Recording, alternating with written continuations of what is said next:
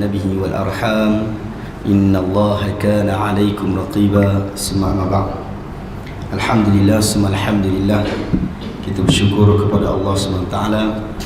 Kita diberi kesempatan untuk bertemu lagi bagi tahun baru 2019. Daripada sudut kalendernya kita menggunakan kalender ini tahun 2019. Daripada sudut amalannya kita tidak disebut sebagai, tidak menjadikan kalender ini sebagai panutan.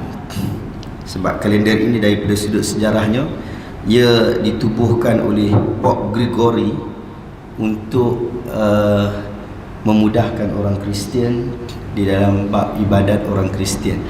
Oleh sebab itu tidak asing kepada kita tentang ibadat-ibadat orang Kristian apabila kita menggunakan kalender ini. Kita guna sebagai sudut pentadbiran semata-mata. Dan Alhamdulillah, ini kali pertama dalam tahun 2019 kita bertemu lagi untuk bersama-sama kita menambahkan sedikit ilmu kita, pengetahuan kita tentang Nabi SAW. Pertama sekali saya minta maaf lah, suara tak sampai. Suara dia kalau serak kira okey lagi, yang ni dia terpendam di dalam jiwa. Kan? Dia jadi tak sampai, suara tak keluar. Hari itu semalam dekat TV Al-Hijrah lagi lah cerita best. Allah Akbar. Semalam cerita Nabi Musa bercakap dengan Allah Ta'ala, dan kita sebutkan apa yang direkodkan di dalam Al-Quran, yang Allah Ta'ala cerita apa yang Allah sebutkan berdialog dengan Nabi Musa satu-satu, tapi suara tak ada. Allah Akbar, tak clear tu je. Jadi saya kata tak apa, kita tengah lagi kita ambil minggu depan. Kok minggu depan suara tu Allah Ta'ala bagi sedap balik, syok sikit dia nak berkongsi tentang isu perbualan Allah dan juga Nabi Isa. So Nabi Musa AS. Dalam surah Al-Qasas pun ada, dalam surah Taha ada, dalam surah Al-Anbiya pun ada. Jadi best. Jadi kadang-kadang suara kita ni adalah anugerah yang Allah Ta'ala bagi kepada kita, dan kita kena bersyukur. Dan kita boleh gunakan suara kita ni dengan apa yang kita nak. Ada orang dia guna suara dia untuk beribadat kepada Allah. Jadi di dalam mazhab Syafi'i rahimahullah, bila kita salat, kita mesti dengar apa perkataan yang disebutkan itu. Kalau kita kata bacaan Al-Fatihah adalah salah satu rukun daripada rukun-rukun salat, salah satu daripada rukun qauli dalam salat, maka bacaan Al-Fatihah itu mesti didengari dengan telinga kita. Kan? Kita sihat, maksudnya kita memang boleh dengar elok, kita memang boleh bercakap elok. Jadi kita punya suara tu mesti dengar. Tapi kalau kita sakit demam, telinga kita memang tak dengar, tapi telinga orang sihat sebelah kita memang dengar baiknya. Dan jadi kita kuat suara sikit, orang sebelah sana dia dah tak selesa. Jadi orang yang tak sihat dia menganggarkan saja. Tapi bila dia sihat, dia mesti dengar setiap perkataan huruf yang dikeluarkan. Alhamdulillahi Rabbil Alamin. Setiap huruf itu dia mesti dengar. Dan sebagai ulama kata, yang dimaksudkan dengan khusyuk itu adalah dia mengetahui apakah yang dia sebutkan dan dia memahami tadabbur ayat-ayat itu. Kalau dia sekadar baca saja, dia tidak khusyuk. Dan khusyuk ini bukan masuk alam fana, kan? Dia bertukar alam. Bukan. Tapi dia dengar apa yang disebutkan, dia faham apa yang disebutkan itu, dan dia menghayatinya. Yang itulah dia kata Alhamdulillahi Rabbil Alamin. Dia rasa dia cukup bersyukur kepada Allah. Lalu dia menyebutkan Alhamdulillah, segala puji bagi Tuhan yang menjadi pemilik sekalian alam ini. Jadi dia mengucapkan dengan penuh syukur, Alhamdulillahi Rabbil Alamin, Ar-Rahman Ar-Rahim, kan? Dia baca, kan? Jadi begitu. Jadi ia adalah anugerah. Ada orang guna juga suara tapi untuk kecaci orang, keji orang, hina orang. Jadi suara yang digunakan itu pada jalan maksiat. Jadi kita akan tentukan mana jalan kita.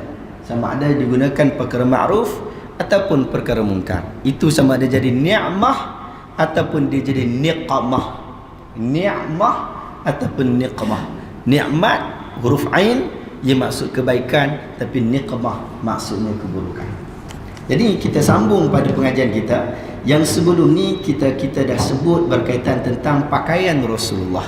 Kita cerita dalam kuliah kita ni, kita cerita macam mana Rasul sallallahu alaihi wasallam yang kita sayang, yang kita kasih. Kok Allah Taala nak bagi kepada kita kurniaan, kita mimpi jumpa Nabi. Mana kita tahu, kita teringin sungguh kan jumpa Nabi. Tak jumpa sungguh pun tak apa, mimpi jumpa Nabi. Nabi kata, siapa man ra'ani fil manam faqad ra'ani. Kan, siapa yang tengok aku, jumpa aku dalam mimpi, dia memang betul-betul jumpa aku. Kan? Dia memang betul-betul jumpa aku. Jadi kita nak tahu yang mana tu. Kalau kita kata kita sahabat Nabi, kita memang jumpa Nabi, kita tahu Nabi rupa macam mana, lepas tu keadaan Nabi macam mana. Bila kita mimpi Nabi, memang kita jumpa Nabi lah. Tapi kita ni kemudian mudah sangat tertipu. Orang boleh dakwa syaitan dia memang tak boleh merupa dengan wajah Nabi.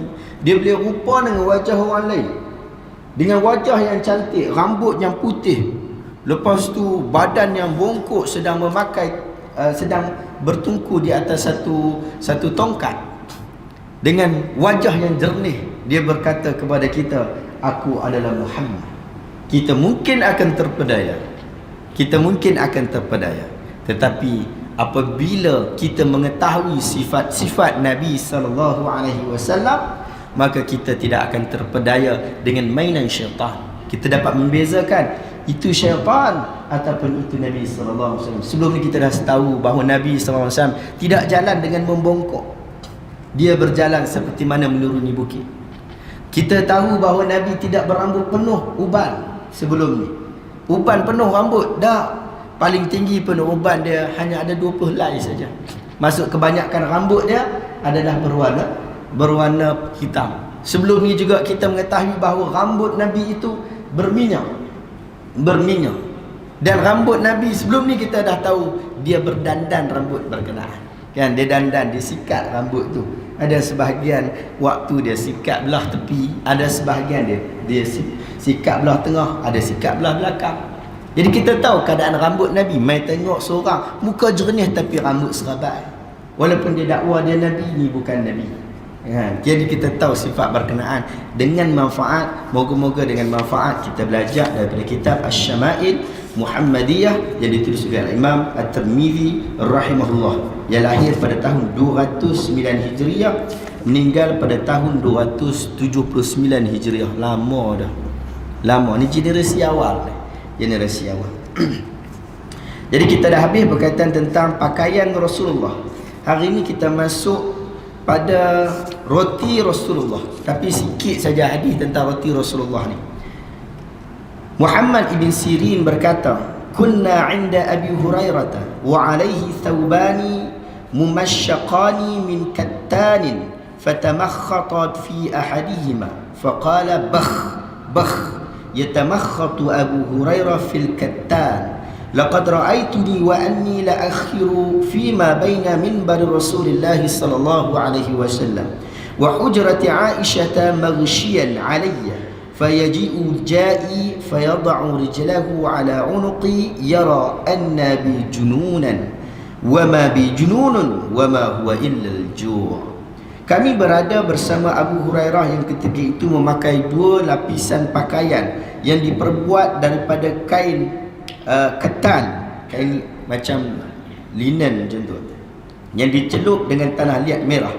Lalu dia membuang hingusnya pada salah satu pakaiannya. Sesudah itu dia berkata, bah.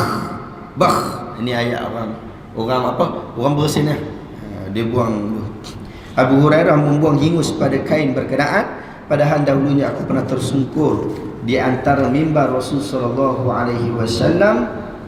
Mimbar Rasul sallallahu alaihi wasallam disebabkan dengan bilik Aisyah disebabkan lapar sangat. Disebabkan kelaparan. Kemudian datang seorang yang meletakkan kakinya di tengkukku kerana menyangka aku gila, sedangkan aku tidak gila melainkan terlalu lapar. Hadis Malik bin Dinar berkata, Rasulullah SAW tidak pernah berasa kenyang apabila memakan roti atau daging, melainkan dengan ad-dhafaf. Malik bin Dinar berkata, aku bertanya seorang lelaki daripada ahli Al-Badiyah, apakah yang dimaksudkan dengan dhafaf? Maksud Rasulullah bila dia makan roti atas daging, dia ada dhafaf. Ada dhafaf. Dhafaf tu datang apa? Kita nak tahu tak dhafaf tu apa dia? Malik menjawab ad-dhafaf ialah makan bersama ad-duyuf. Makan bersama orang ramai. Nabi bila makan daging dengan makan roti. Roti Nabi sama macam roti kita makan, tapi roti kita makan lagi sedap. Kan gardenia lah apa bagai kan. Tapi cumanya Nabi dia nak makan rasa sedap sungguh, dia makan ramai orang. Dia makan dengan ramai orang. Kita pun macam itulah. Kalau makan seorang, sedap perut buncit seorang saja. Tapi bila kita makan ramai-ramai, nikmat dia lain sikit. Kan? Dulu saya ingat abang Bukhari kan, sebagian kawan kita kenal. Dia duduk kalau boleh duduk lagi duduk sana lagi lah. Apa dia dia kalau balik dulu dia duduk KL, dia balik sini, dia pergi hampak dia apa dia tikar tu. Tikar apa, bukan tikar ni, apa dia kita panggil apa? Yang duduk tutup meja. Kan? Dia hampak tu, lepas tu tuang nasi kat situ, tuang lauk semua kat situ, kira makan tentu semua. Dia kenyang lah, kenyang dia berlain daripada kita duk makan pinggan kan. Dia makan dia lain dia rasa. Nabi suka makan ramai-ramai. Bahkan Nabi selalu bila ada makanan dia akan bagi kepada orang. Yang ni disebut isar. Dalam hadis Aisyah kata rumah Nabi ni kalau ada daging ataupun seumpama dengannya lauk lah kan, lauk pauk kan, tak lebih daripada tak berterusan selama 3 hari. Maksudnya sekejap saja. Kalau ada orang mai bawa makanan kat Nabi suka bagi ke orang. Ada seorang lelaki, dia bulan puasa, dia telajak dengan bini dia. Dia baru kahwin, telajak dengan bini dia. Dia pun bukan orang kaya, miskin. Datang jumpa Nabi kata kalau siapa yang telajak dengan bini dia waktu siang bulan Ramadan, maka dia kena bebaskan hamba. Kawan ni kata aku miskin, mana ada hamba. Lepas tu Nabi kata dia puasa 3 hari. Nak puasa 3 hari, macam mana puasa sehari pun aku tak ada, tak cukup. Kan tak tahan dengan bini. Nak puasa 3 bulan berturut macam mana? 2 bulan berturut macam mana? Lepas tu bagi sedekah 60 orang miskin. Ada orang bagi kan. Lepas tu orang bagi kurma kat Nabi.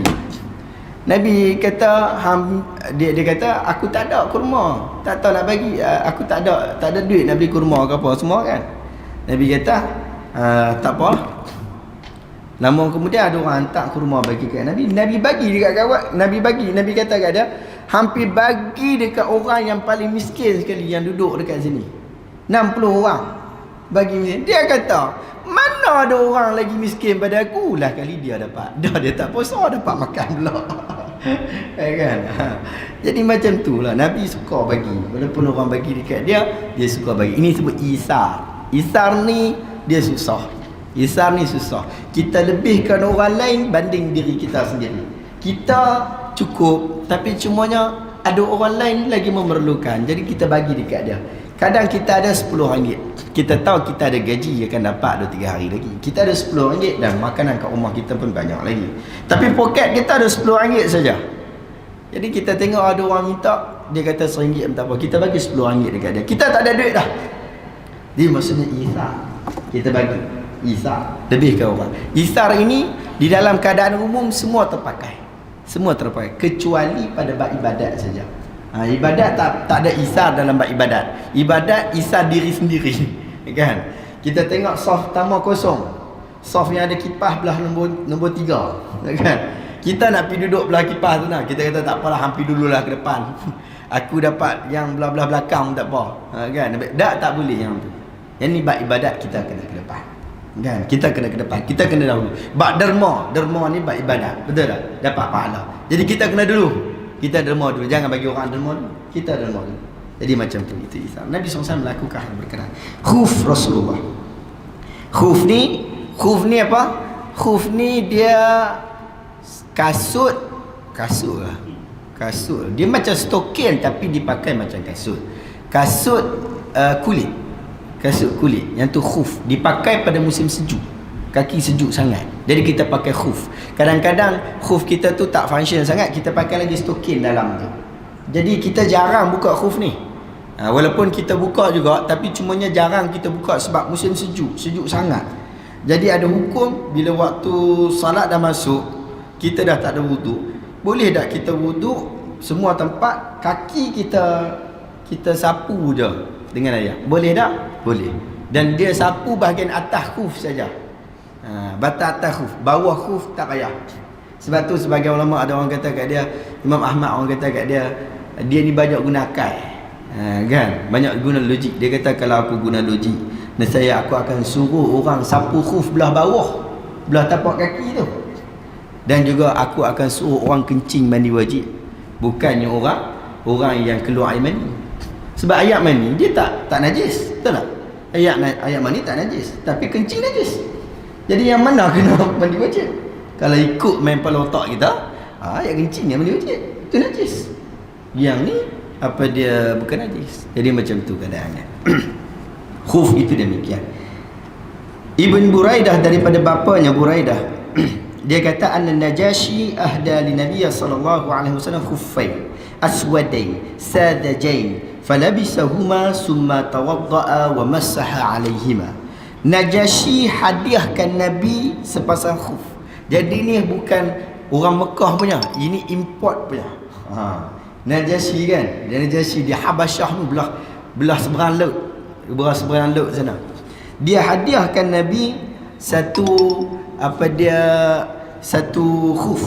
Dia satu khuf, sepasang khuf yang berwarna hitam pekat. Aswadain sadajain.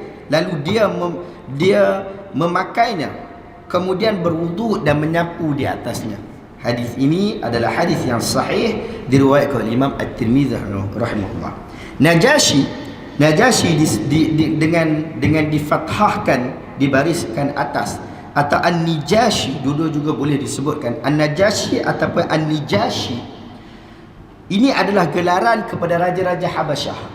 Dia bukan nama orang. Najashi bukan nama orang. Dia macam Fir'aun. Dia macam Fir'aun. Dia macam Kaisar. Dia macam tu. Dia bukan nama orang. Dia macam Agung. Agung bukan nama orang. Dia adalah salah satu jawatan yang ada di dalam negara. Jadi jawatan yang ada di Habasyah, jawatan yang paling tinggi yang ada di Habasyah ialah Najashi. Nama Najashi ni, Najashi yang bagi hadiah kat Nabi ni siapa dia? Asamah. Dia dapat dakwah, Nabi hantar utusan. Dia dengan Nabi duduk satu zaman, tapi dia tak pernah jumpa Nabi. Jadi dia sahabat Nabi kan? Dia tak sahabat Nabi. Walaupun dia dapat dakwah daripada Amru bin Umayyah Ad-Damri. Dia dapat dakwah daripada Amr dan dia memeluk Islam. Walaupun dia duduk zaman Nabi, dia tak dikira sebagai sahabat Nabi. Jadi bukan senang nak jadi sahabat Nabi. Kita ada orang kata pokok sahabat Nabi. Pokok mana boleh jadi sahabat Nabi? Kan? Pokok sahabat Nabi yang masih hidup. Lepas tu dia bagi gambar pokok yang ada kat Jordan. Pokok tak ada jadi sahabat Nabi sebab dia pokok. Yang ni Najashi ni, dia pun sahabat, para ulama sepakat kata dia bukan sahabat Nabi sebab dia tak duduk, dia tak jumpa dengan Nabi. Dia tak berjumpa dengan Nabi. Walaupun dia duduk sekali dengan zaman Nabi SAW. Sebab sifat nak jadi sahabat Nabi tu banyak. Mesti beriman dengan Nabi, mesti berjumpa dengan Nabi, dan duduk seketika dengan Nabi. Dia tak boleh pergi duduk sekejap, beriman balik terus. Itu tak dikira sebagai sahabat juga. Dan ramai daripada kalangan orang yang daripada Yaman, dia pergi ke Mekah atas urusan perdagangan, kemudian dia balik. Tapi waktu duduk dekat Mekah, dia berjumpa dengan Nabi, beriman dengan Nabi, dia balik, dia tak dikira sebagai sahabat Nabi. Mesti duduk dengan Nabi. Minimal 3 hari mesti duduk. Maksudnya sahabat Nabi ni golongan anak murid Nabi ya, yang mengaji dengan Nabi ya. Dia tak kira masa terlalu panjang pun tak apa, singkat pun tak apa. Abu Hurairah 4 tahun saja mengaji dengan Nabi, 4 tahun. Tapi riwayat dia banyak berbenar kan, riwayat daripada Abu Hurairah. Najashi dia peluk Islam tahun ke-6 Hijrah. tahun ke-6 Hijrah. Dia mati pada tahun ke-9 Hijrah. Waktu dia mati, orang yang hadiahkan khuf ni kat Nabi ni, waktu dia mati, sahabat Nabi pergi habaq dekat Nabi yang Najasyi ni meninggal dunia. Lalu Nabi suruh solat untuk saudara kamu itu. Jadi yang ni daripada hadis itu, ulama istimbat hukum solat ghaib, solat jenazah ghaib, disebabkan kematian Najasyi tak duduk dekat depan Nabi, dan jenazah Najasyi tak ada depan Nabi, tapi Nabi suruh solat. Maka itu yang jadi isu solat jenazah ghaib. Cumanya perbahasan itu dibahaskan lebih panjang. Kenapa Nabi suruh orang solatkan Najasyi, sedangkan ramai lagi orang yang solat, orang yang mati di luar daripada kawasan, dan Nabi tak jumpa, Nabi tak suruh pula. Sebahagian ulama kata disebabkan Najasyi tak pernah disolatkan. Tak ada orang solatkan untuk dia, kan? Dia duduk di Habasyah pun dia Islam, tak ramai orang Islam. Dia Islam dan beberapa orang yang lain Islam. Dan dia tidak jadikan terus kerajaan dia yang Kristian itu sebagai kerajaan Islam. Tidak. Jadi dia tidak disolatkan lagi. Maka Nabi suruh solat. Jadi itu perbincangannya. Apabila ada orang yang telah disolatkan, dia telah disolatkan, sekalipun kita tidak solat ke orang itu, kita tidak perlu untuk solat jenazah ghaib, sebab dia telah disolatkan. Itu perbincangan dia. Sebagai ulama kata hadis itu umum. Jadi bila umum ni, kira orang kemudian pun boleh. Tapi pendapat yang saya sebut awal tadi, ia lebih kukuh. Pun begitu, kita tidak nafikan ada pendapat-pendapat yang lain. Cuma kita kata pendapat itu lebih kukuh. Kalau tidak, jom lepas ni kita solat jenazah Rasulullah. Tidak. Sebab kita tak hadir pada hari berkenaan. Jadi kita semayang solat ghaib Rasulullah. Pernah buat? Tak pernah buat. Jangan pergi buat pula. Dia orang bukan boleh dapat pelik-pelik ni, dia dapat idea. Dia dapat idea benda nak buat benda pelik-pelik ni. Jadi macam tu. Itu Najasyi, dia hadiah kepada Nabi khufain. Khuf, sepasang khuf yang berwarna hitam pekat. Dia hadiah kat Nabi SAW. Kemudian daripada Mughirah bin Syu'bah, ahda Dihyah lin Nabi sallallahu alaihi wasallam khuffain. Dihyah ibn Khalifah Al-Kalbi. Dihyah ibn Khalifah Al-Kalbi ni, dia adalah sahabat Nabi yang comel muka dia, handsome sungguh. Nabi bila utuskan orang, dia akan utuskan Dihyah ibn Khalifah Al-Kalbi. Malaikat Jibril bila turun atas muka bumi merupa dengan wajah manusia, dia akan merupa dengan salah satunya adalah dengan wajah Dihyah ibn Khalifah Al-Kalbi. Tapi tidak semestinya. Tapi banyak keadaan Nabi kenal, oh ini wajah Dihyah, walaupun dia bukan Dihyah, tetapi ini adalah Jibril. Walaupun dia tak bagi tahu aku bukan Dihyah, tapi Nabi tahu ini adalah Jibril. Kan, nampak gaya. Tapi wajah tu adalah wajah Dihyah ibn Khalifah. Ada sebahagian waktu dia Jibril dia merupa dengan wajah manusia, tapi Nabi tak kenal. Macam mana? Macam hadis Jibril yang kita selalu duduk baca.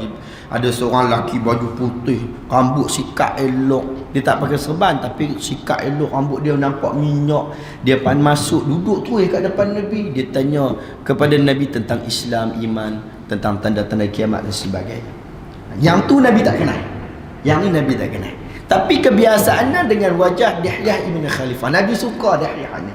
Dihyah pun suka kat Nabi. Dihyah hadiahkan kepada Nabi sepasang kasut juga, dan Nabi pakai. Nabi suka pakai yang Dihyah punya. Israel pula meriwayatkan daripada Jabir, daripada Amir berkata, dan sehelai jubah lalu memakai kedua-duanya. Dia kata wajubah, bukan takat dia bagi hadiah khufain saja, khuf saja, tapi dia bagi juga hadiah jubah. Lalu Nabi pakai hatta takharraqa, sehinggalah jubah tu rosak. Maksud Nabi suka sungguh pakai jubah tu, sampai rosak jubah tu. Saya ada seluar saya pakai daripada 5 tahun lepas, kan? Baru ni koyak. Oh, risau. Saya beli kasut selipar dekat Mesir dulu. Selipar tu saya pakai 2 tahun. Selipar tu kita panggil kasut lah kita kan. Selipar tu sampai bocok ujung belakang. Tapi sebab mak saya bagi duit, bukan ada pun kan, duit belacan lah apa semua kan. Duduk belah-belah sini lah, duduk mega belacan semua. Jadi dia bagi duit, kita pergi beli. Dia adalah benda yang berharga pada kita. Kita syok, kita suka. Lalu kita pakai semua sampai bocok. Selipar tu bocok, pi kuliah pakai kasut tu, pi apa dia talaki pakai kasut tu. Kira kita syok sungguh. Nabi suka yang Dahiyah bagi ni, jubah Dahiyah bagi ni, pakai sampai koyak, sampai rosak. Macam tu keadaan. Kita pun macam tu. Ada barang kita pakai sampai rosak. Nabi tidak tahu adakah kasut itu dibuat daripada kulit binatang yang disembelih ataupun tidak. Yang ni disebutkan. Jadi para ulama kata, kalau orang bagi dia khuf ni kasut kulit kan, tak payah kita tanya ni kulit apa ni, kulit hok-hok ke kulit, tak payah tanya, pakai saja kan. Saya dia kata ini kalau ikut pengetahuan aku lah ni, ini hok-hok punya ni, tak boleh pakai. Tak apa, tak boleh pakai. Lagi mana tak terbukti, orang bagi, ambil lah pakai elok kan. Sebab tu dia kata ni, Nabi pun tak tahu itu dibuat daripada kulit yang disembelih ataupun tidak disembelih. Kan tak tahu, tapi tanya. Kita macam itulah keadaan. Benda yang umum tak payah tanya, tak payah berlebih-lebihan. Sebab tu bila kita berlebih-lebihan, banyak sangat benda syubhah. Padahal benda tu benda yang harus lebih banyak daripada benda syubhah. Tapi bila kita berlebih-lebihan, banyak benda syubhah. Makan ayam upin-ipin, kan ayam kecil-kecil kan, ayam upin-upin, syubhah tak? Syubhah, mau tak syubhah, kita tak tahu dia sembelih macam mana. Ramai orang sambil sembelih sambil sokok. Ambil sokok sambil sembelih. Mana baca bismillah benda lati mana jadi, kan? Jadi kalau nak kira syubhah, akan jadi syubhah banyak benda. Bukan syubhah kat orang tu, syubhah kat kita. Kita jadi syubhah banyak. Macam tu. Kita tu nak cari yang nak makan dekat kat rumah kita, kita sembelih elok-elok lah kan. Kita biasa orang kampung sembelih sendiri. Kalau ataupun tak dia tak sembelih pun, kita pergi cari orang sembelih untuk kita lah, untuk kita. Bab yang ke-11, sandal Rasulullah. Tadi kita kata khuf yang Rasulullah pakai musim sejuk saja. Yang ni yang Rasulullah pakai pada waktu-waktu yang biasa. Jadi macam mana orang duk dakwa ni, ini sandal Rasulullah ni, ini sandal Rasulullah, ini capal Nabi ni. Jadi bila capal Nabi ni kita nak pakai ni, yang pertama sekali capal Nabi. Kalau dia betul tu capal Nabi, kita boleh ambil berkat pada dia. Para ulama kata kita usap, kita berdoa kepada Allah Ta'ala, boleh, tak ada masalah. Jadi itu adalah capal Nabi. Bahkan dia, kalau dia capal Nabi, kita syok kan. Kita syok Allah, jumpa Nabi dah, tapi capal dia kita jumpa, kita syok lah. Tapi takat tu je lah. Jangan berlebih pula bila tak kepala ke apa, itu lebih lah. Tapi cumanya itu capal Nabi. Kalau ikut design sama, Abu Jahal pun design sama kan. Abu Lahab pun design capal tu jugalah, design sama. Cumanya yang pakai tu orang lain. Jadi kalau yang dia betul capal Nabi, dia berbeza. Macam kita lah, baju mak kita, baju ayah kita mak kita lama dah tak ada. Walaupun design tu Saloma pakai, Saloma punya kan. Tapi yang mak ayahku punya tu, dia punya nilai tu berbeza kan. Kita nampak, ini mak ayahku punya. Walaupun kalau nak pergi gadai ni tak ada nilai, tapi dari sudut lubuk hati kita tu berbeza. Macam tu jugalah Nabi SAW, pakaian dia. Jadi yang ni kita sebut sandal Nabi ni, capal Nabi ni macam mana? Qatadah berkata, qultu li Anas bin Malik, aku pergi kata dekat Anas bin Malik, aku pergi tanya Anas bin Malik, sebab dia tak tahu tentang hal berkenaan. Kaifa kana na'la Rasulullah sallallahu alaihi wasallam, yang kata capal Nabi ni macam mana? Dia tanya dekat Anas bin Malik. Sebab Anas bin Malik sahabat Nabi yang selalu melazimi diri dengan Nabi sallallahu alaihi wasallam. Lalu dia kata, huma qibalan. Dia punya kasut tu, dia punya capal tu, selipar dia tu, dia ada 2 tali qibal. Maksud sebelah 2 tali qibal, yang sebelah lagi 2 tali qibal. Qibalan di sini disebut qibalan adalah perkataan berganda bagi qibal. yang juga dinamakan sebagai syus'an, iaitu jaluran tali. Besarnya adalah seperti 2 jari lelaki dewasa. Seperti 2 jari lelaki dewasa. Jadi qibal itu kasut Rasulullah dia ada 2 qibal. Dia ada 2 qibal. Kalau kita tengok design itu dia ada 1 qibal, kemungkinan dia kasut Rasulullah, kemungkinan tidak. Kemungkinan tidak itu lebih besar. Pun begitu kita tahu bahawa seorang manusia tidak akan pakai satu kasut daripada kecil sampai besar, kasut yang sama saja. Kan? Kasut ni sebenda ataupun selipar lah kita kata, capai. Benda boleh rosak. Benda boleh rosak ni kita kata tidak sama desainnya sampai bila-bila. Kan? Nabi hidup sampai umur 63 tahun. Mustahil Nabi pakai satu selipar saja sampai umur 63 tahun. Seperti mana kita hampir mustahil bagi kita lah pakai satu selipar setahun. Yang kita punya ni design bagus dah, dan dia punya teknologi lebih bagus lagi. Tu pun tak tahan. Beli kedai punya mahal 100 lebih. Kan? Kasut laki 100 lebih memang tepuk kepala lah. Kan? Kalau orang perempuan RM60 relax lagi, murah lagi lah tu. Kan? Tapi kita mahal suruh lah tu. Tapi cuma kira paling bagus lah tu. Paling bagus. Dan design kasut orang lelaki ni lambat sikit berubah. Orang perempuan jangan kira dia punya kasut, dia cepat sikit. Design orang perempuan ni fashion dia cepat berubah. Tapi orang lelaki dia lambat sikit berubah. Pun begitu tidaklah terlalu lama. Kita dulu pakai selipar sun, kan? Selipar matahari tu kan.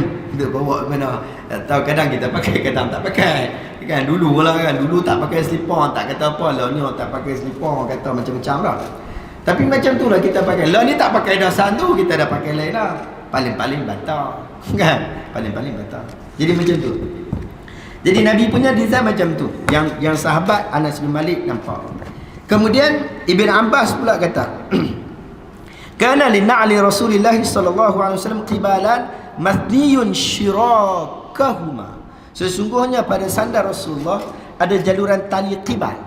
Tali tu dia bahagi kepada 2. Tali tu dia bahagi kepada 2. Isa bin Tahman dia kata akhraja ilaina Anas bin Malik. Anas bin Malik yang tadi riwayat. Dia bukan takat riwayat. Dia kali ni dia bawa keluar 2 kasut ataupun sepasang kasut. Dia bawa nak lain jarda wain lahuma qibalan. Yang mana 2 kasut itu yang telah haus. Dia bukan dalam bentuk yang elok. Tapak kaki dia dah nak bocor dah. Yang tu. Sebab tu kadang-kadang sebahagian para ulama kata na'al yang ada pada hari ni, yang didakwa bahawa ia adalah na'al, dia adalah selipar Rasulullah, itu tidak benar. Sebab apa? Hadis ni, hadis yang diriwayatkan oleh Imam At-Tirmizi ini, dan bahkan hadis ini adalah hadis yang sahih. Kata kasut tu dah haus, sedangkan kasut yang sampai dekat kita ni tak haus. Dia elok lah, macam baru buat. Kan? Macam tak pakai sangat pun. Jadi yang ni yang dia confuse ni. Betul ke Nabi? Sebab tu sahabat disebutkan bahawa yang Rasulullah punya confirm sungguh, yang Rasulullah punya kubur tu lah. Kubur tu kubur Rasulullah. Lain daripada tu masih lagi khilaf. Bahkan jubah Rasulullah, pakaian Rasulullah, yang kemudian bahkan yang paling banyak penyelewengan adalah tapak kaki Rasulullah dan juga pedang Rasulullah.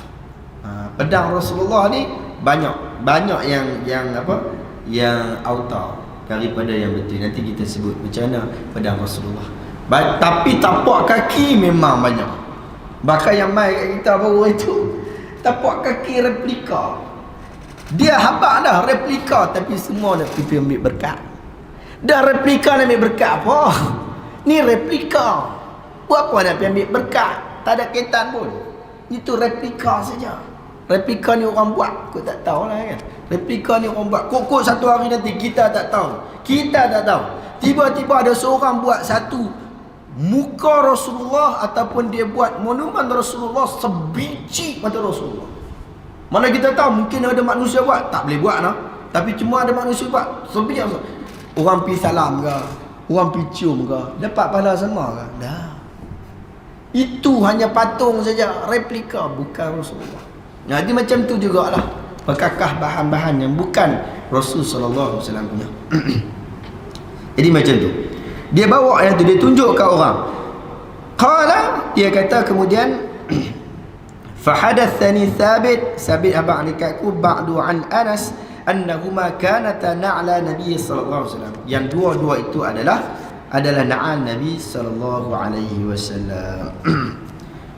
Ibn Umar dia kata, Ubaid bin Juraish dia kata kepada Ibn Umar, aku melihat engkau memakai sandal as-sabtiyah. Satu sandal as-sabtiyah. As-sabtiyah ni dia adalah kulit lembu yang disamak dan tak ada bulu. Dia jenis tu disebut as-sabt. As-sabtiyah ni dia saya tak pasti, tapi daripada sudut adab Arab ni dia dua. Sama ada dia dianggap tuah ataupun dianggap sial. Tetapi dia itu sendiri tidak akan kalau dia ada dia tidak akan dibuat pekerjaan, kan? Lembu tu tak akan disuruh buat kerja. As-sabtiyah. Tapi cuma saya tak ingat dia dianggap tuah ataupun dia dianggap sial. Yang tu. Jadi dia kata ra'aituka talbisun ni'al as-sabtiyah. Aku nampak hang ni wahai Ibn Umar pakai ni'al, pakai apa dia selipar daripada sabtiyah. Kemudian qala Ibn Umar kata inni ra'aitu Rasulullah sallallahu alaihi wasallam yalbasu ni'al allati laysa fiha sya'run wa yatawaddau fiha fa ana uhibbu an albasaha. Dia kata dulu aku tengok Rasulullah dia pakai na'al yang lebih kurang macam ni juga, iaitu na'al yang tak ada bulu. Jadi aku suka lah tengok macam tu, aku pun pakai macam tu jugalah. Macam kita lah kan, kita suka kat orang tu. Lepas tu kita tahu sifat orang tu, jadi kita pun ikut apa yang dia buat, kan? Orang tanya ni, pasal apa hang buat macam ni? Tak ada sebab banyak lah, sebab dia pakai dulu. Dan benda ni pun tak ada isu pun, kan? Just ikut fashion itu sahaja, tak ada isu apa pun. Tak ada isu orang pakai yang macam tu lebih kuat iman berbanding orang yang tak pakai macam tu. Tak ada isu tu. Tapi isu Nabi kita kadang David Beckham punya pakai, dia tak firman dah ni. Tak apa firman dah. Dia pakai baju tu, dia pakai kasut tu.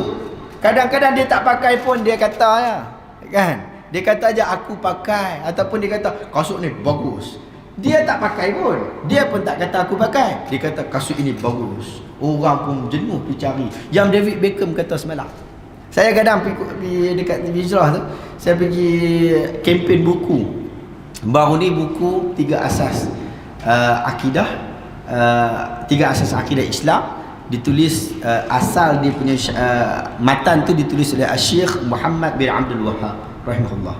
Disyarahkan oleh Syekh Ibn Utsaimin rahimahullah. Jadi buku tu minggu lepas kita dah kempen dekat Facebook. Tapi macam biasalah orang pandai punggung ni kata tu dia geng-geng Wahabi pergi kempen dekat TV Hijrah pula buku dia. Nah, saya bawa lagi pada staff saya tunjuk buku tu. Kalau tak tahu tempat buku tu lagi pergi tengok buku tu macam mana. Depa duk ingatlah kan. Ada orang dia pergi call kat pejabat, dia marah-marah. Dia kata ustaz, dia kata dekat staff saya tu, ni saya nak buku yang Ustaz Syabudin kata semalam. Mana kawan tahu? Kawan duduk ofisnya, dia bukan dia pergi tengok pun. Waktu tu pun 8.30 pagi. Mana dia tengok, dia tengah kerja. Yang ustaz cakap semalam tu, yang best tu, yang cakap bulan lepas tu, mana dia tahu? Kan? Tapi orang suka macam tu kan. Dia suka. Yang kawan ni kata saja, yang ni Nabi pakai, kan? Nabi pakai, dia pun pakai macam tu. Tak ada isu apa pun, kan? Tak ada isu apa pun. Jadi dia pakai lah. Fashion tu. Jadi dia ada isu sentimen di dalam hati. Nabi pakai macam tu, kita pun pakai macam tu, rasa syok. Rasa syok. Kemudian Abu Hurairah radhiyallahu anhu kata kana lin-na'li Rasulillah sallallahu alaihi wasallam qibalan. Dia ada 2 qiban seperti sebut tadi. Dan Amr bin Huraith dia kata ra'aitu Rasulullah sallallahu alaihi wasallam yusalli fi na'laini makhsufatain. Dia kata aku pernah tengok Rasulullah solat dalam keadaan pakai selipar. Jadi pakai selipar tak ada masalah lah. Ya, tak ada masalah pakai selipar. Tapi kalau kita tahu selipar kita tu kotor, maka tak boleh kita pakai. Kalau kita tengah solat, lalu kita orang habaq, oi, selipar hang tu ada tai tu. Buka. Kan? Buka lah kasut kita tu. Waktu solat batal tak? Tak batal. Itulah yang berlaku pada Nabi SAW. Jadi tengah solat Allah Ta'ala bagi tahu dia punya selipar ada najis, lalu dia buka. Sahabat kat belakang sebab jualan Imam Jutan Nabi, depa pun ikut sekali lah. Kan depa pun pergi buka sekali. Sebenarnya tak perlu buka pun. Jadi bila buka lepas habis solat tanya Nabi, Nabi kata yang tu adalah Allah Ta'ala turunkan bagi tahu bahawa selipar aku tu ada kotor, ada najis. Jadi macam itulah Nabi pernah solat dalam keadaan pakai capal dan makhsufatain. Dua-dua tu makhsufah. Dua-dua tu ada lubang, haus dan lubang. Kan? Nabi pakai yang tu. Jangan pula nanti depa buat design capal yang berlubang pula. Sebab Nabi punya capal berlubang. Sebab sekarang yang ada dia tak berlubang.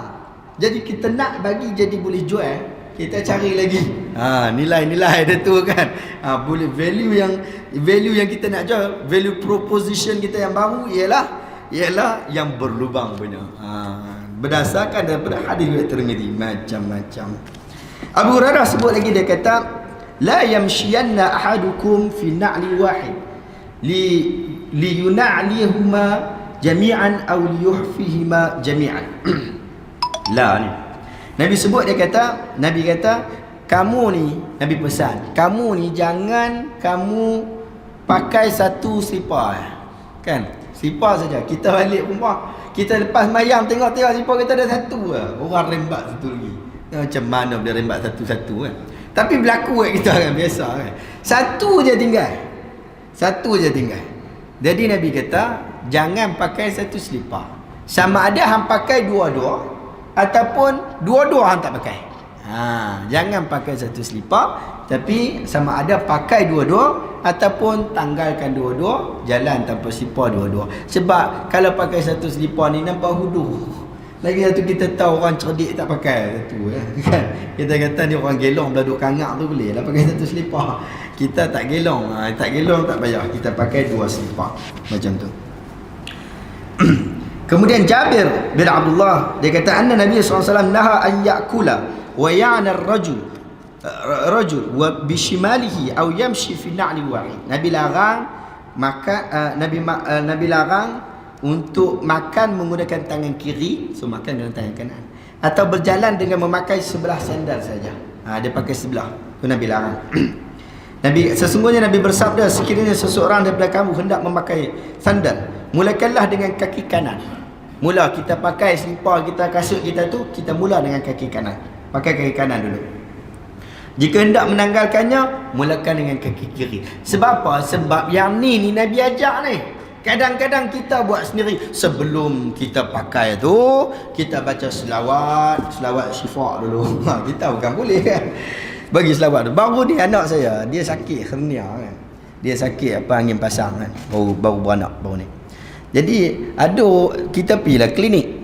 Kawan duk klinik tu, dia punya bagi tips. Kita biasalah dengar pakai apa daun macam-macam jenis daun lah kan. Tapi cuma bila kita duk klinik, kita duk tunggu, ada orang belakang dia kata kita buat ni ikhtiar.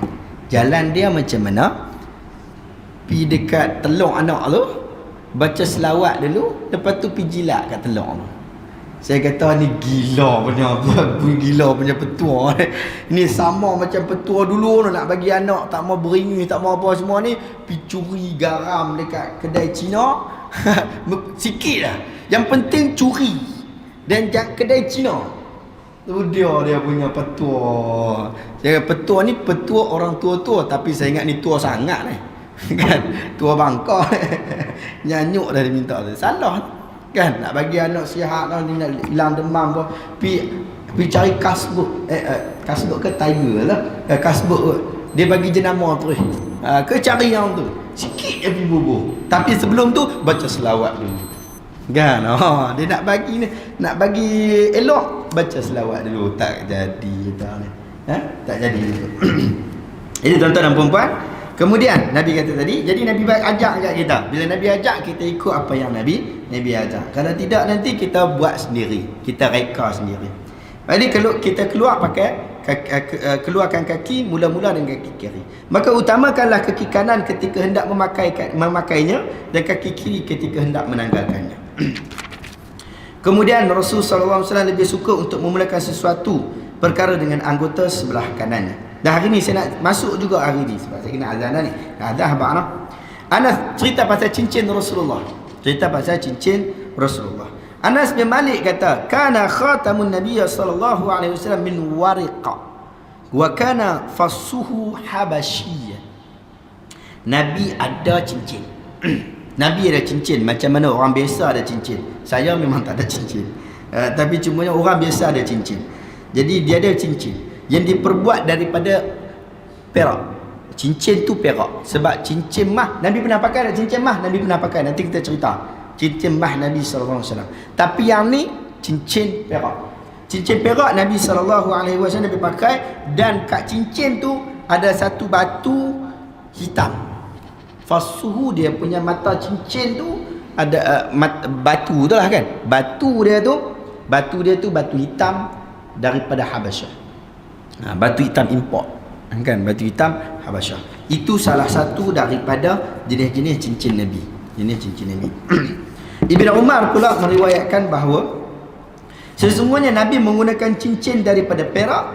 Baginda menggunakannya sebagai cok dan tidak memakainya di jari. Yang ni. Yang ni hadis ni kata Nabi tak pakai cincin tu. Cincin Nabi tu diperbuat ada perak dan Nabi tak pakai, Nabi buat cok. Kemungkinan cincin yang Nabi pakai ada, tapi yang selalunya Nabi tak pakai cincin tu. Nabi tak pakai cincin tu. Dan ada satu cincin yang baru buat. Memang ada cok. Nanti kita ada hadis yang sebut tentang sejarah cincin tu. Tapi cumanya cincin tu digunakan untuk cop. Nabi tak pakai, Nabi pegang. Bila waktu nak cop, dia cop. Jadi kita azan dulu sekejap, kita berhenti azan dulu, nanti kita sambung berkaitan tentang cincin Rasulullah sallallahu alaihi wasallam.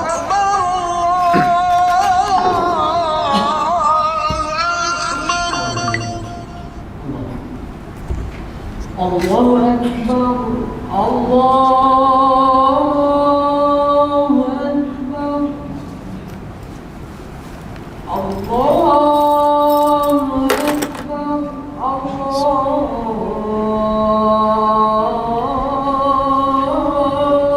Akbar.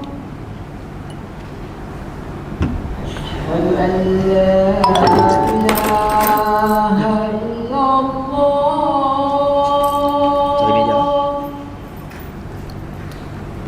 أشهد أن لا إله إلا الله.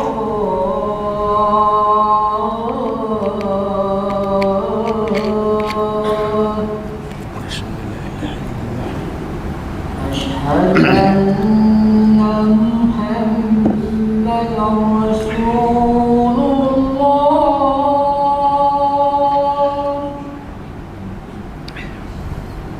أشهد أن محمدا رسول الله.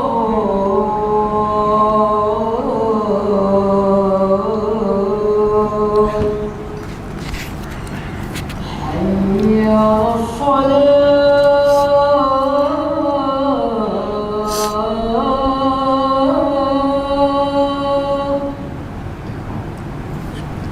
حي على الصلاة.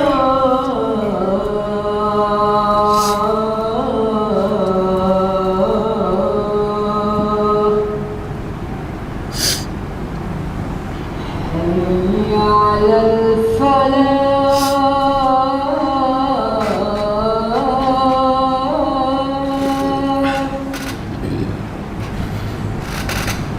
حي على الفلاح.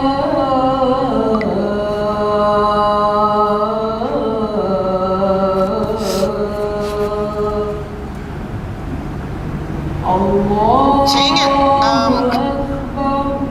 الله أكبر. لا إله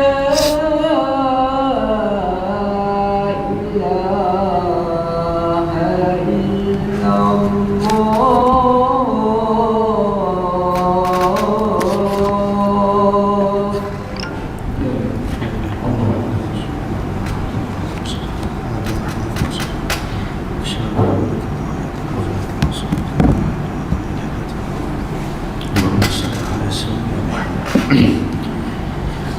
Bismillah wassalamu ala rasulil amin wa ala alihi wa ashabihi ajma'in.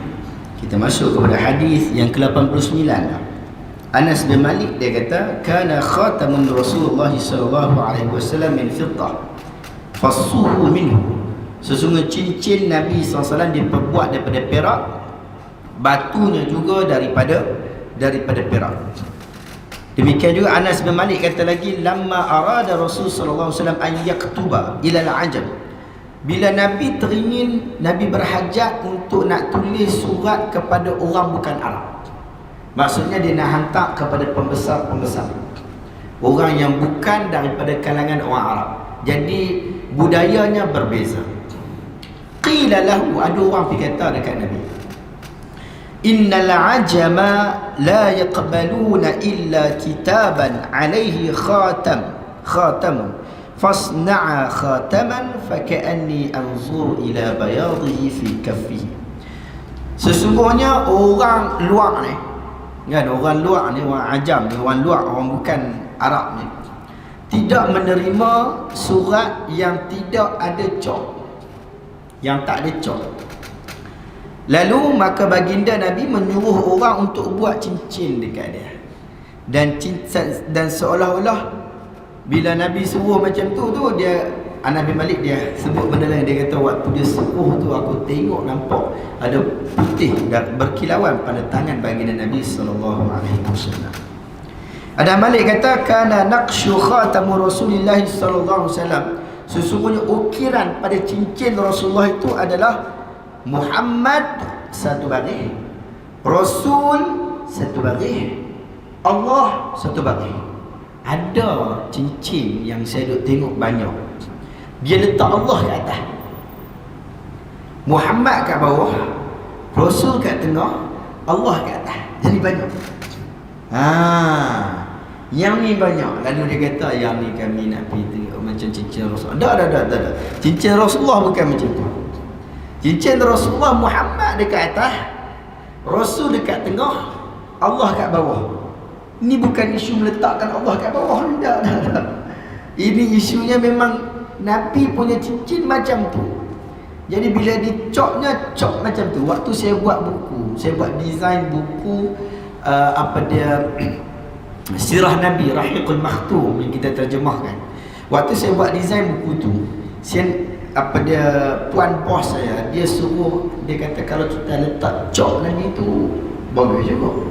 Saya pun cari ke internet cop Nabi tu kan, yang bentuk cop tu, cari, rupanya banyak. Rupanya waktu saya ambil satu tu, saya ambil salah. Lepas tu bila saya waktu buat semak-semak tu, jumpa satu artikel, dia kata salah kebanyakan orang letak tu salah. Lepas tu saya tengok balik design saya, rupanya memang design aku salah. Aku ambil yang salah. Jadi kita tak perasan. Jadi Muhammad Rasul Allah, Muhammad Rasulullah. Jadi macam tu, bukan Muhammad Rasul Allah.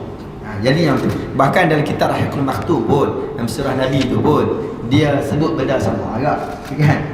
Dia sebut dah, dia kata yang betulnya cop Nabi tu, dia adalah Muhammad sebaris, Rasul sebaris dan Allah sebaris.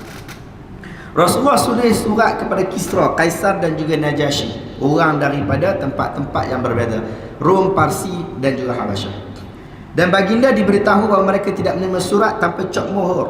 Maka Rasulullah membuat cop mohor daripada perak dan diukir padanya perkataan Muhammad Rasulullah, Muhammad Rasul Allah.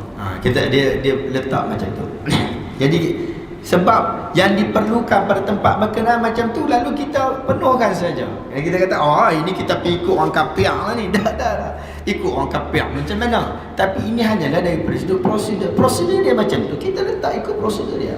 Kan? Prosedur dia macam tu, ikut macam tu. Kita mengajar, nak ada tauliah. Saya duduk di Selangor, datang nak pergi mengajar pun kena tauliah. Sini pun sama, mengajar pun kena tauliah. Cuma sana kita interview sungguh. Sini dapat free, orang tak kat rumah. Okay. Tapi cumanya kita kena interview. Bila interview tu, kalau kat Selangor memang clear. Dia dua jenis punya. Awak kena bertulis dan awak kena musyafahah. Awak berjumpa, berdialog dengan apa dia penemu duga tu. Jadi banyak. Sebelum tu kena buat online dulu. Jadi dia 3 proses lah lebih kurang. Tapi dia bagi lama, 5 tahun dia bagi kan. Kalau wilayah mula-mula saya kenal dulu dia bagi setahun. Lepas tu dia tambah lah, tapi cumanya tahun kedua pun kena tahun-tahun juga penat lah kan. Tapi cumanya dia prosedur dia macam tu. Setiap negeri prosedurnya beza-beza. Jadi kita ikut je lah prosedurnya. Betul tak? Dia bukan isu kapiak tak kapiak ni kan. Kita pergi ke Mesir, punya susah prosedur dia kan. Dia punya birokrasinya gila-gila. Hari ni pergi dia kata bukrah. Bukrah ni Quran sebut apa? Bukratan wa asila. Bukrah pagi-pagi dan juga petang-petang sungguh. Maksud pagi-pagi sungguh. Tapi kalau Arab punya bukrah bukan pagi sungguh, mungkin esok, mungkin lusa, mungkin tulak, mungkin tunggi, mungkin terbalik, mungkin kita pun terbalik. Kan? Tu Arab punya bukrah. Jadi tak ikutlah, tak ikut bukrah dia. Jadi macam itulah, kita ikutlah prosedur pun macam mana pun kita nak dapatkan visa kita nak buat urusan kita. Jadi kita pun macam mana kat tempat-tempat kita mana pun kita kena ikut prosedur dia. Prosedur tu tak kira kita Islamik mesti macam ni, tak Islamik macam ni. No issue. Ni bukan dia. Jadi Nabi pun buat macam tu. Nabi bukan biasa buat cok-cok ni. Tapi bila dia kata nak kena ada cok, Nabi buat cok. Nabi tak bertanya, yang nak buat macam mana nak bagi jadi Islamik pula. Tak, dia bagi cok juga. Anas bin Malik kata Nabi sallallahu alaihi wasallam kana idza dakhala al-khala' naza khatamahu. Bila dia nak masuk khala' dia ada dua, satu khala' kita kata yang ni tempat buang air. Satu lagi tempat mandi. Dia zaman Nabi tu dia tempat mandi ni dia bukan tempat orang buang air. Tempat buang air dia tempat buang air saja. Tempat kita ni tempat buang air kat situ, tempat mandi pun kat situ kan. Jadi sebab tu ada hukum yang berbeza pada generasi awal yang menyebutkan berkaitan tentang ambil wuduk di dalam tempat mandi dengan ambil wuduk di tempat khala', tempat buang air. Rasulullah yang satu disebut hammam, satu lagi disebut khala'. Hammam tu tempat mandi dan khala' ni tempat buang air. Tapi kalau kita tengok kamus adik tu, kamus budak-budak mengaji bahasa Arab tu, nanti dia tulis hammam. Hammam tu dia masukkan sekali dengan bilik air dan juga apa, tempat mandi dan juga tempat buang air. Dia masukkan sekali. Sebab apa? Itu kefahaman orang hari ni. Tempat orang hari ni macam tu. Kalau kita pergi tanah Arab pun dia tulis hammam. Hammam tu memang dua-dua sekali. Tapi kalau kita baca yang sebelum ni kita kena tahu khala' ni tempat buang air. Jadi Nabi pergi ke khala'. Bila Nabi pergi ke tempat nak buang air, Nabi tanggalkan cincin dia. Cincin dia. Rasulullah menggunakan cincin daripada perak dan ia berada dalam simpanan baginda. Mula-mula Nabi simpan cincin tu waktu zaman Nabi hidup. Kemudian lepas Nabi meninggal dunia, Abu Bakar pegang. Sebab apa Abu Bakar pegang ni? Siapa Abu Bakar pegang? Sebab Abu Bakar khalifah. Abu Bakar pegang. Lepas daripada Abu Bakar pegang, Umar pula pegang. Kemudian berada dalam simpanan Osman. Bila sampai dekat Osman, cincin itu terjatuh di dalam sebuah perigi Aris. Sebuah perigi milik Yahudi yang bernama Aris. Perigi Aris. Dan diukir pada perkataan dalam cincin itu Muhammad Rasulullah. Yang ni. Hadis ini sahih, diriwayatkan juga oleh Bukhari dalam bab pakaian bersama dengan penambahan hadis. Ada tambah sikit hadis itu, dia kata Sayyidina Osman telah duduk di atas telaga Aris itu dan menanggalkan cincinnya. Beliau meletakkannya di birai telaga, duduk belah tepi telaga tu, dan malangnya terjatuh ke dalam. Ibnu Umar berkata, kami berusaha cari dalam telaga tersebut selama 3 hari, tapi kami tak jumpa. Diriwayatkan juga oleh Imam Muslim dalam bab pakaian bilangan 54, Imam Nasa'i dan Imam Abu Daud dalam bab cincin bilangan 4218. Jadi cincin itu tak ditemui sampai hari ni pun. Cincin jatuh tak tahu ke mana. Kan, cincin tu jatuh. Dan cincin tu kemudian pun orang tak jumpa. Tapi dah buat penggalian pula orang boleh kot, tak tahu. Tak ada orang buat. Tak payah buat lah. InsyaAllah pada kuliah depan kita akan cerita berkaitan tentang bab yang ke-13 dalam buku Syama'il Muhammadiyah pada tajuk Rasulullah memakai cincin di jari kanan. Ini kita lebih spesifik di jari kanan. Sebab nanti ada orang pakai jari kiri. Sebab kita orang lelaki biasa pakai jari kiri. pakai jam di kiri, pakai jam belah kiri lah, belah kiri. Jadi cincin pun pakai belah kiri. Jadi Nabi pakai belah mana? Dalam bab ni dia sebut belah kanan. Tapi ada hadis sebut belah kiri, ada pula. Nanti kita bincang pada kuliah yang seterusnya. Stay tune. Kita jumpa pada kuliah seterusnya. Ada soalan nak ditambah ke tuan-tuan? Nak ditambah sikit ke? Kau ada tanya boleh tanya. Tapi tak payah banyak tanya. Tanya bagi banyak pandangan. Tak ada Jadi tuan-tuan, saya ada buat buku, ada banyak buku baru juga, alhamdulillah hadam fadhar bina. Saya nak bagi tunjuk tuan-tuan boleh tengok buku-buku baru tu, buku yang jadi heboh baru ni tu, buku 3 asas akidah Ahlus Sunnah wal Jamaah yang ditulis oleh Syekh Muhammad bin Abdul Wahab. Orang kata aku Wahabi saja. Tulis buku bacalah, kan? Jangan duk berkata pasal ni, baca buku tu. Tu kita buat buku, kita bagi terjemah buku supaya orang baca, kan? Supaya orang baca. Orang boleh nilai ni salah ke ni betul bila kita baca. So kita ada buku tu, kita bawa juga Rahiqul Makhtum, buku Sirah Nabi, kita bawa juga buku-buku baru, bahkan buku Ustaz Kadiak kita. Ustaz Kadiak buku kisah para nabi yang diambil daripada Quran. Saya ingat buku ni sangat bagus. Bila kita baca Quran, kita tahu kat mana nama-nama nabi ni disebutkan. Lalu kita baca, oh ceritanya kat sini, ni ceritanya kat sini daripada Al-Quran sahaja. Sangat bagus. Banyak lagi lah buku-buku yang lain yang tuan-tuan boleh tengok. Tak beli pun tak apa, nak pergi tengok. Supaya kita kenal buku, kan? Kita tengok ke, oh yang ni buku ni macam ni keadaan dia. Mana tahu satu hari kita jumpa lagi, ada manfaat yang kita boleh ambil. Wallahu ta'ala alam. Moga Allah Ta'ala berkati kita, Allah Ta'ala jadikan kita orang soleh. Tuan-tuan dan puan-puan, Allah Ta'ala ampunkan segala dosa. Dan tuan-tuan dan puan-puan, demikian juga saya memohon dia berlaku pada diri saya. Moga-moga ada doa sepanjang kuliah kita ni, ya Allah Ta'ala makbulkan. Moga-moga Allah Ta'ala tarik daripada hati kita, jiwa kita, kesengsaraan, kesulitan yang ada dalam hati kita, Allah Ta'ala tariknya daripada diri kita, daripada kehidupan kita, dan Allah Ta'ala gantikan kepada diri kita kesenangan, kebahagiaan dan juga pahala di hari akhirat. Moga Allah Ta'ala hidupkan kita dalam keadaan iman, matikan kita juga dalam keadaan iman, dan kita nanti akan dibangkitkan bersama dengan orang yang beriman. Akhirnya kita bersama-sama dalam syurga yang kita idam-idamkan. Wassallallahu ala sayyidina Muhammad wa ala alihi wa sahbihi ajma'in. Assalamualaikum warahmatullahi wabarakatuh.